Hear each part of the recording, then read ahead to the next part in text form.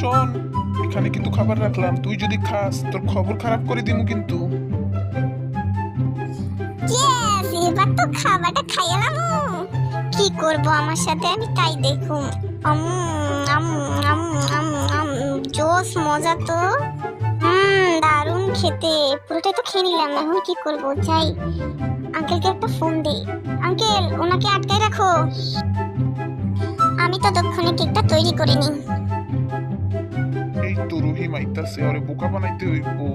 কে নেবে ডিম ডিম ডিম? আরে 200 টাকা 100 টাকা ডিম নেবে কে? না ওলা গেম খেলো গা।